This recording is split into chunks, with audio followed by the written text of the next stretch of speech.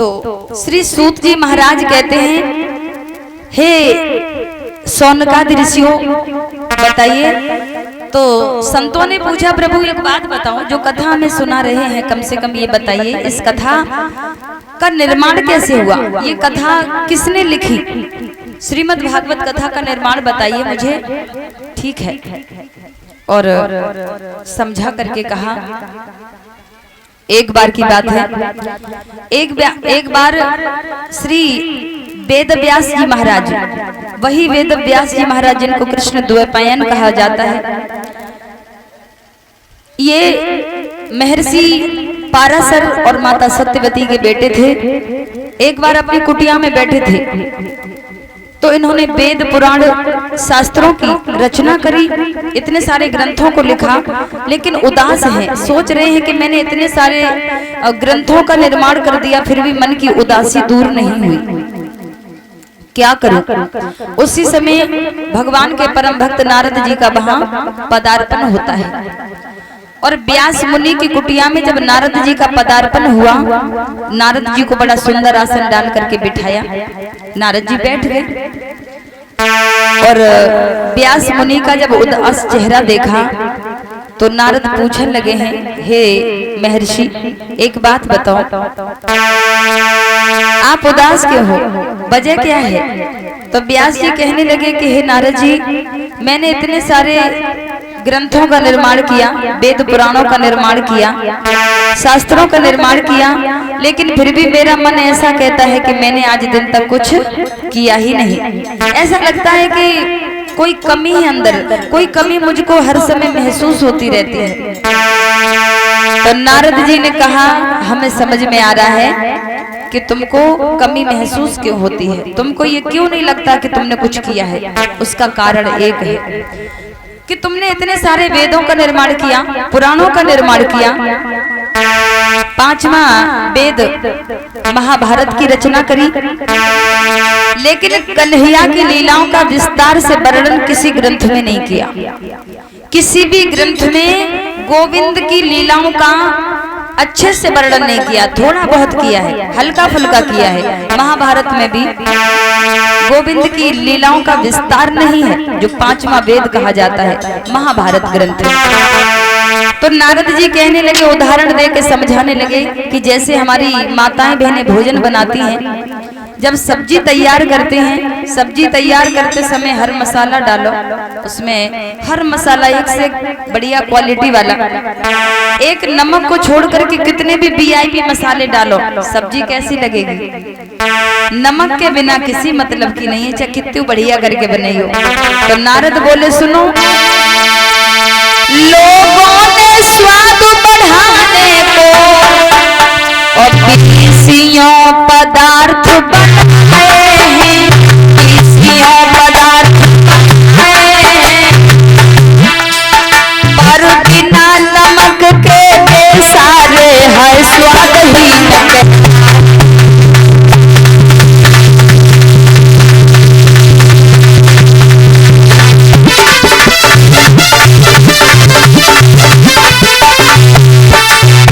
बिना नमक के सारे व्यंजन बेकार हैं, कोई भी व्यंजन किसी काम का नहीं है। तो जवाब दिया है, अगर तुम अपने मन को शांति देना चाहते हो तो भगवान की लीलाओं का गुणानुवाद करो, भगवान की लीलाएं गाओ। उसी समय नारद जी ने 4 श्लोक दिए हैं व्यास मुनि महाराज को, और उन्हीं 4 श्लोकों के माध्यम से सरस्वती नदी के किनारे पर व्यास मुनि के मुख से वो ज्ञान गंगा फूट निकली, वो श्लोक बोलने लगे, और श्लोक जब उनके मुख से निकलने लगे सहज और लेखनी चलने लगी है गणेश जी महाराज की। बोलते जा रहे हैं व्यास मुनि, और उनकी कलम किसकी चल रही है, गणेश जी महाराज की। तो गणेश जी की सहायता से व्यास मुनि महाराज ने इस श्रीमद् भागवत कथा का निर्माण सरस्वती नदी के किनारे पर किया। बोलिए गणेश जी महाराज की, श्रीमद् भागवत महापुराण की। इस प्रकार इस श्रीमद् भागवत ग्रंथ का निर्माण हुआ। तो अब सूत जी महाराज से सवाल कर दिया उन ऋषियों ने, और पूछने लगे, प्रभु एक बात बताओ, इस श्रीमद् भागवत कथा को सबसे पहले किसे सुनाया गया?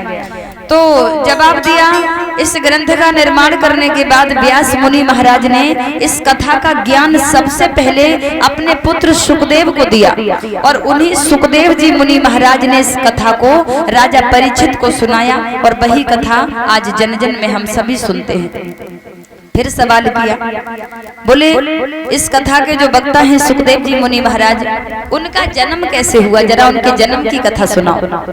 जन्म की कथा? हाँ ठीक है। तो सूत जी महाराज समझा करके बोले हैं कि हे ऋषियों, एक बार की बात है, ब्रह्म वैवर्त पुराण में ये कथा आती है। एक बार भगवान कन्हैया और श्री राधा रानी गोलोक धाम में अपने अलग अलग सिंहासन पर विराजे हैं। राधा रानी और कन्हैया गोलोक धाम में बैठे थे तो उसी समय एक तोता उड़ करके आया, और जब तोता उड़ करके आया और श्री कृष्ण कन्हैया के हाथ पर बैठ गया और बोलने लगा है कृष्ण कृष्ण कृष्ण। और जब कृष्ण कृष्ण बोलने लगा है तो कृष्ण कहते हैं कि अरे सुख बालक, तुम कृष्ण मत कहो, तुम राधा राधा कहो। और जैसे ही कन्हैया ने ये कहा कि तुम राधे राधे कहो, तो वो तोता उड़ करके चला और श्री राधा रानी के हाथ पर बैठ करके बोलने लगा है राधे राधे राधे। और जब राधे राधे बोलने लगा तो श्री राधा रानी बोली, अरे नहीं, तुम राधे ना कहो, तुम कृष्ण कहो, तुम मेरे प्रभु का नाम लो, कल्याण होगा। कन्हैया वहां भेज देती है, राधा रानी वहां भेज देती है, एक दूसरे के पास भेजते रहे, बहुत देर हो गई। बेचारा बड़ा परेशान हो गया, कभी यहाँ आता है, कभी इधर आता है, राधा जी के हाथ पर, कभी कृष्ण के हाथ पर। तो गोविंद बोले हैं, कन्हैया बोले हैं, राधे ये जिज्ञासु है, ये बेचारा पिपासु है, ये मेरी कथाएं सुनना चाहता है और तुम इसको मेरी कथाएं सुनाओ। और उसी समय उस तोते को श्री राधा रानी ने अपने हाथ पर बिठाया और गोलोक धाम में 18,000 श्लोक सुनाए। 18,000 श्लोक मतलब श्रीमद् भागवत कथा उस तोते को श्री राधा रानी ने गोलोक धाम में सुनाई। और इधर तो श्री राधा रानी ने तोते को कथा सुनाई है गोलोक धाम में, और इधर नारद जी महाराज क्या कर रहे हैं? नारद जी का काम है भगवान से भक्तों को मिलाने का, लेकिन एक काम और है दूसरों। वो कहा है, काऊ के घर में एक अच्छी खासी बनी होए, प्रेम होए रिश्तों में, तो खटपटो जल्दी कराए देते नारद जी महाराज। हाँ, तो नारद जी ने बीड़ा हाथ में उठाओ और मनी मन में सोचने लगे, चलो आज शंकर भगवान के घरे चले, इन लोगों में ने खटपट कराए के आए, बड़ो आनंद है। और नारद जी ने हाथ में बीड़ा उठायो और नारायण नारायण कहते हुए चल दिए और कैलाश पर्वत पर पहुंचे जाकर के। और जब कैलाश पर्वत पर पहुंचे हैं तो उस समय शंकर भगवान वहां थे नहीं, और शंकर भगवान वहां मौजूद नहीं है। तो नारद जी सोचने लगे, बात बनेगी, आज तो लड़ाई पक्का करवाए के मानेंगे चाहे कछु हुई जाए। हाँ, तो मैया पार्वती अकेली रही, और मैया पार्वती जैसी देखी सो नारद जी ने हाथ जोड़े नमन किया। माता बोली, नारद जी कहो कैसे हो? मैया ठीक हैं, आप बताओ आप कैसी? बोले हम भी ठीक हैं। अच्छा मैया जी बताओ आप अकेली कैसी हो? आज भोले बाबा कहाँ चले गए? और जैसे ये कहा कि भोले बाबा कहाँ चले गए, तो पार्वती मैया बोली, भोले बाबा पता नहीं चले गए होंगे कहीं, मुझे नहीं पता। जो मैया ने कही कि हमें नहीं पता वे कहूँ चले गए हुए हैं, सोई नारद जी को मौका मिली हो। और नारद जी को जब मौका मिली को कान लगे, वैसे एक बात कहे मैया बुरो न मानो तो। हाँ हाँ बताओ। बात ये है, वैसे जरूरी थोड़ी ना है कि शंकर भगवान हर बात तुम्हें बताए के जाएं। हाँ, जे कही कि जरूरी नहीं है हर बात तुम्हें बताएं। सोई पार्वती मैया, अरे कैसी बातें कर रहे हो? मेरे पति हैं वो, तुम्हें मालूम नहीं है मेरे पति और मेरे बीच में कोई रहस्य कभी नहीं छुपता। मेरे पति मुझे बताए बिना कभी कहीं नहीं जाते हैं, वो मुझे हर बात बताते हैं। तो नारद जी बोले ऐसे कैसे हो सकता है? अरे भोले बाबा की छोड़ो, हर पति अपनी पत्नी से कुछ न कुछ जरूर छुपाता है। सब कुछ बता देगा फिर भी कुछ न कुछ जरूर छुपाएगा। हाँ, और जैसे ही इतनी बात कही, अब तो मैया पार्वती को गुस्सा आने लगा और वो कह रही है ऐसा हो ही नहीं सकता। नारद जी बोले ऐसा कैसे नहीं हो सकता है? मैया बोली मैं कह रही हूँ ना, मेरे पति ने कभी कुछ छुपाया ही नहीं है। नारद जी बोले ज्यादा घमंड मन दिखाओ, ज्यादा घमंड अच्छो ना है। तो मैया पार्वती बोली कैसे घमंड ना करूं, मेरे भोला हमसे कुछ छुपाते ही नहीं है। अब नारद जी ने जब ज्यादा परेशान कर लो, फिर जब बोले सुनो, ज्यादा तुम्हें घमंड है ना कि तुम्हारे पति तुमसे कुछ नहीं छुपाते हैं, तो हमें ये बताओ उनके गले में जो मुंडों की माला पड़ी है उसमें सिर किस किस के पड़े हैं, कभी बताया ना भोले बाबा ने? और जैसे इतनी बात कही नारद जी ने, अब माता पार्वती चुप, कभी इस बारे में चर्चा नहीं हुई थी। तो अब मैया पार्वती से कोई जवाब नहीं आया, तो नारद जी बोले अब क्या को चुप होगी, जवाब दो, अबे तो बड़ी बड़ी बातें कर रही थी कि हमारे पति हमसे कुछ नहीं छुपाते। तो मैया पार्वती बोली वैसे तो सब कुछ बताते हैं, अब नहीं बताया मैं नहीं कह सकती कुछ भी। तो नारद जी हंसने लगे और कहने लगे मैया भोले बाबा जब आ जाएं तो उनसे पूछ लियो कि उनके गले में जो मुंड माला पड़ी है वह में सिर किन किन के पड़े हैं, उनसे जे ना कहियो कि हम ही अन पे आए थे। और इतनी बात कह करके नारद जी वहां से चले गए। और जब नारद जी चले गए, अब तो मैया पार्वती को दिमाग बड़ो गर्म हो गया, सोचने लगी आने तो भोले बाबा को, आज उन्हें देखना है मुझे। अब माता पार्वती आंगन में कभी इधर जा रही हैं, कभी उधर जा रही हैं, कभी इस सामान को पटकती हैं, कभी उस सामान को पटकती हैं, बड़ी गुस्सा में हैं। तब तक शंकर भगवान आ गए। और जैसे ही शंकर भगवान आए, पहले जब आते थे भोले बाबा तो आसन भी देती थी, पानी की भी पूछती थी, भगिया की भी पूछती थी, बड़ी सेवा करती थी। और आज भोले बाबा जैसे आए, न खाना की, न पानी की, न आसन दो। और भोले बाबा को आसन की छोड़ो, जैसे देखा कि आए गए हैं, चेहरा घुमाए के खड़ी हुई गई, क्यों बात नहीं करनी पड़े। हाँ, और जैसे ही खड़ी भई तो शंकर भगवान सोचने लगे चक्कर का है, ज्यादा दिन से हमारी शादी भई पार्वती जी के संग में, बाद दिन के बाद अब तक कभी ऐसा नहीं हुआ कि मेरी पत्नी ने मेरा स्वागत न किया हो, हमसे खाना पीना की, भंगिया की न पूछी हो, आज पहली बार ऐसा हुआ है। तो माता पार्वती से भोले बाबा पास जाकर के पूछने लगे क्या बात है देवी, हमारे गणेश कार्तिक कहीं नजर नहीं आ रहे हैं। और जैसे ही भोले बाबा की हिम्मत तो नहीं पड़ी, लेकिन कुछ न कुछ तो पूछना पड़ेगा तभी तो बात आगे बढ़ेगी। और जैसे ही पूछी कि हमारे गणेश कार्तिकेय कहाँ हैं, सोई मैया पार्वती भड़क गई, गणेश के पीछे भागती रहूं, कार्तिकेय के पीछे भागती रहूं, मेरी किसी को चिंता है, मुझे कोई काम धंधा नहीं है क्या?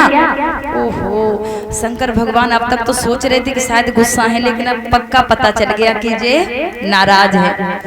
और जैसे ही तेज आवाज में मैया ने ये जवाब दिया तो शंकर भगवान कहने लगे देवी बात क्या है, इतनी नाराजगी क्यों है, कारण तो बताओ। मैया पार्वती नहीं बोली। तो भोले बाबा कहने लगे देवी हमारे लिए भंगिया वंगिया तैयार करी कि ना है? फिर गरम कहने लगी तुम्हारे लिए भंगिया तैयार करूं, गणेश के लिए लडुआ तैयार करूं, कार्तिकेय के लिए हलवा तैयार करूं, अरे मैं कुछ खाऊंगी कि नहीं खाऊंगी, मेरी किसी को चिंता है कि नहीं? अब शंकर भगवान बड़े सोचने लगे आज तो देवी मैया बहुत ज्यादा ही नाराज है। अच्छा देवी बताओ तो सही बात क्या है, नाराज क्यों हो, इतनी नाराजगी क्यों? बहुत देर तक भोले बाबा मनाते रहे माता पार्वती को, बहुत देर हो गई। तो हमारी जो माताएं होती है ना, इनका हृदय बड़ा कोमल होता है, ज्यादा गुस्सा नहीं कर पाती, जल्दी मान जाती हैं। हाँ, भोले बाबा ने जब ज्यादा मनाया तो मान गई।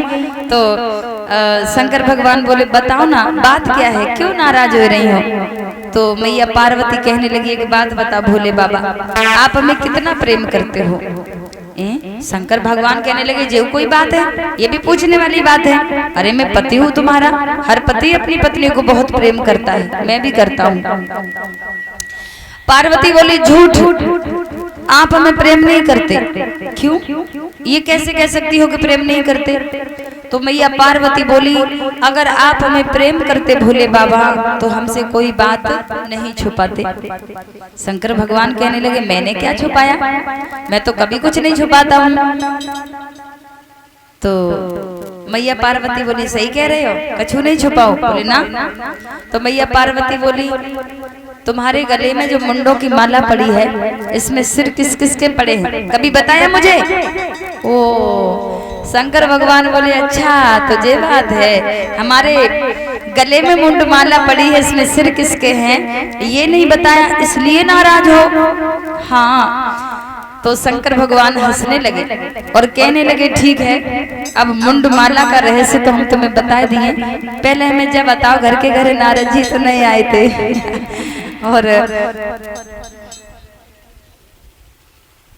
और जैसे ही शंकर भगवान ने पूछी, नारद जी तो नहीं आए थे, मैया पार्वती बोली, नारद जी आए कि नहीं आए, जैसे तुम्हें क्या मतलब, तुम बताओ हमें, छुपाया कि नहीं? हाँ। शंकर भगवान कहने लगे, छुपाया तो है, लेकिन चिंता न करो, हम बताएंगे जरूर। तो पहले मैं बताओ तो सही, नारद जी आए थे? तो पार्वती मैया बोली, हाँ आए तो थे। शंकर भगवान बोले, हम तभी समझ गए थे जो सब नारद जी का किया धरा है, जो सब उन नहीं करो ये। हाँ। सो बोले ठीक है। और पहले तो प्रभु मुस्कुराते रहे और थोड़ी ही देर के बाद में भावुक हो गई, आंखों में आंसू आ गए और माता पार्वती का हाथ अपने हाथ में लेकर के आंखों में आंसू भर के भोले बाबा कहने लगे हैं, देवी मेरे गले में जो मुंडों की माला पड़ी है, इसमें सिर जो पड़े हैं वो किसी और के नहीं है, ये सिर तुम्हारे हैं, कुछ मेरे भक्तों के। क्या कहा, क्या कहा भोले बाबा, ये आपकी मुंडमाला में मेरे सिर, ये कैसे संभव हो सकता है? शंकर भगवान बोले हैं, जब जब तुम इस धराधाम पर आती हो अवतार लेकर के, और तब तब मेरे साथ में तुम्हारी शादी होती है, विवाह होता है, और जब तुम इस दुनिया को छोड़ के चली जाती हो, मैं तुमसे इतना प्रेम करता हूँ देवी, तुम्हारे सर को लेकर के मैं इस मुंडमाला में डाल लेता हूँ, पिरो लेता हूँ। अब तो मैया पार्वती और ज्यादा आश्चर्य में पड़ गई। क्या कह रहे हो भोले बाबा, मतलब मैं आती हूँ, मेरे जन्म होते हैं, मैं मर जाती हूँ और मेरे सर को लेकर के मुंडमाला में डालते हो, इसका मतलब मैं मरती हूँ, तुम नहीं मरते हो? शंकर भगवान बोले, हम नहीं मरते। क्यों? शंकर भगवान बोले, हम नहीं मरते इसलिए कि हमने अमर कथा सुन रखी है। मैया पार्वती बोली, बड़े चालाक हो, अकेले अकेले कथा सुन ली, हमें भी कथा सुना दो तो हम भी अमर हो जाए, तुम भी अमर हो जाओ, दोनों लोग आराम से संग रहे।